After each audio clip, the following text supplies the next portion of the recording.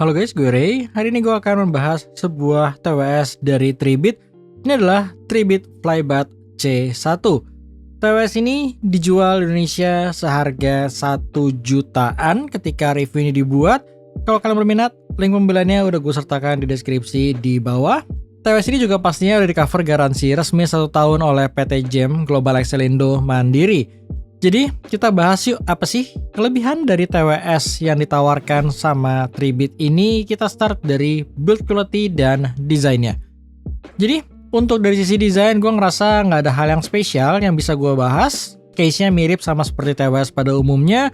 Overall dari sisi pemilihan warnanya dia simple karena hanya ada satu warna di TWS ini yaitu Black Dove dengan logo Tribit warna hitam juga di bagian atasnya. Jadi sekilas cukup clean.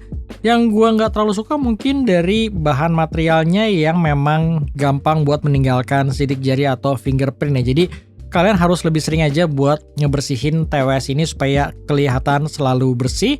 Untuk layoutnya sendiri ada 4 buah LED di bagian depan untuk menandakan status sisa baterai di case-nya ataupun status charging pada earbudnya.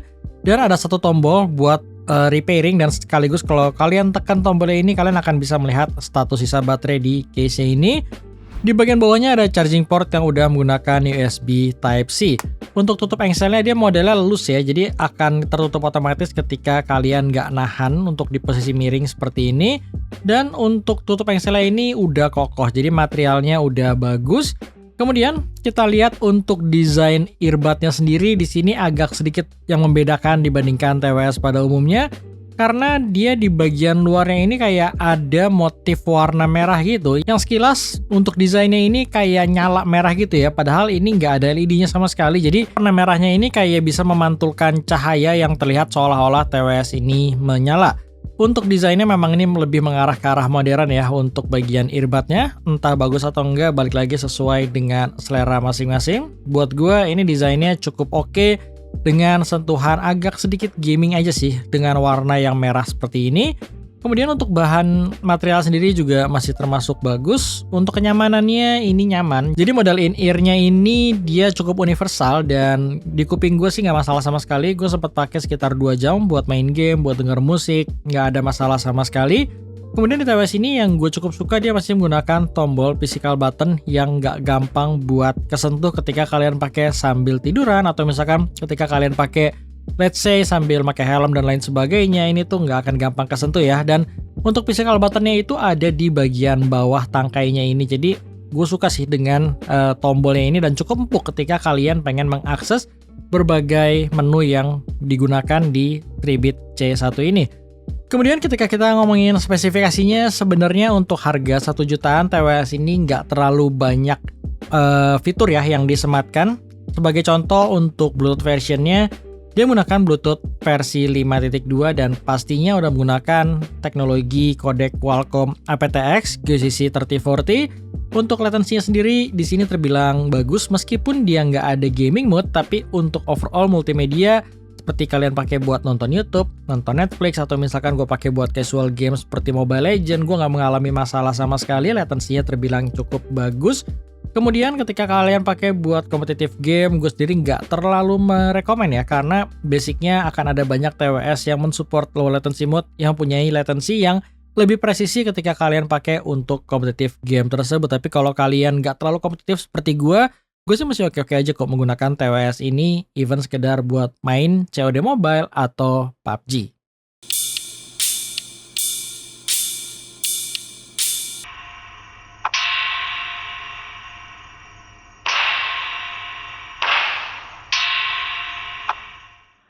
Oke, dan sekarang gue lagi ngetes mengenai kualitas built-in mikrofon Tribit Flybat C1 ini.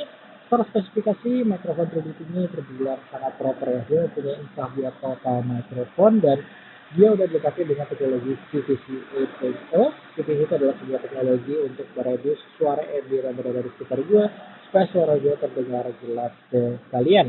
Seperti contoh di video kali ini gue udah memasang suara road noise yang cukup kenceng yang berada di sisi kiri gue, dan kalian bisa mendengar secara langsung kira-kira suara tersebut tuh masih bisa tembus atau enggak ke mikrofon. Tinggal kalian lihat sendiri aja apakah CVC-nya berfungsi dengan sangat baik atau enggak.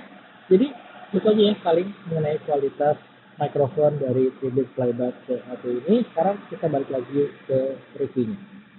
Oke, selanjutnya untuk di Tribit C1 ini juga dilengkapi dengan sertifikasi IPX5 yang berarti dia aman ketika kalian pakai olahraga, terkena keringat, cipratan air, nggak ada masalah sama sekali.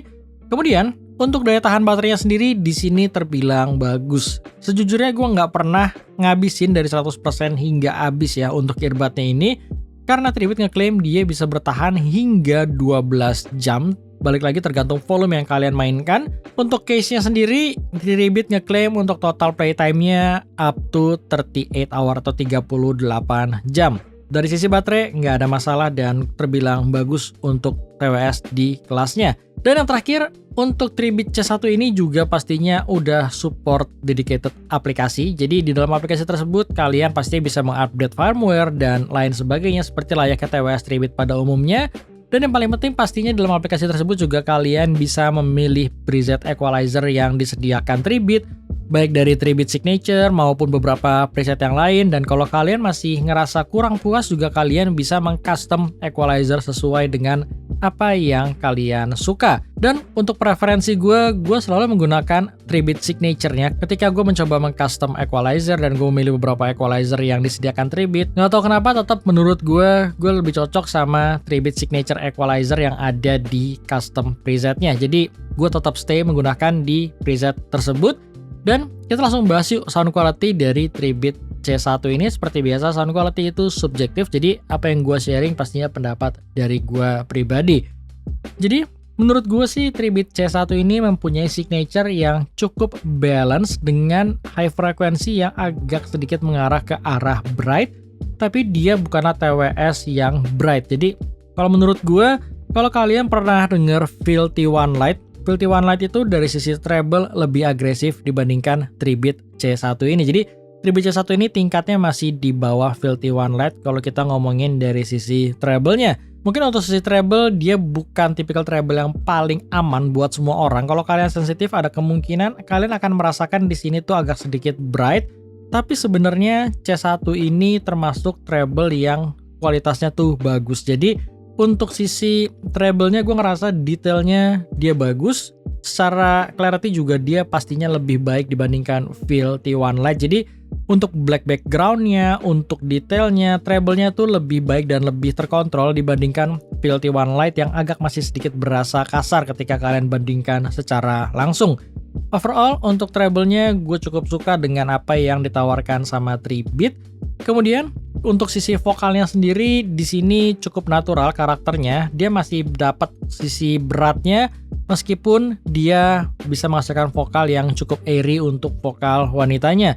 Mungkin untuk beberapa lagu seperti misalkan lagu-lagu pop atau lagu-lagu top 40 yang ada gitu, dia bukanlah tipikal vokal yang aman buat semua lagu. Karena sepengalaman gue memakai C1 ini sekitar 2 minggu belakangan, ada beberapa vokal yang terdengar sedikit sibilans di Tribit C1 ini. Tapi kalau kalian dengerin rekaman yang bagus, dia akan menghasilkan vokal yang enak dan berasa airy dan cukup lively sih menurut gue, dibandingkan para pesaingnya seperti Irfan RS atau mungkin dibandingkan Edifier W240TN.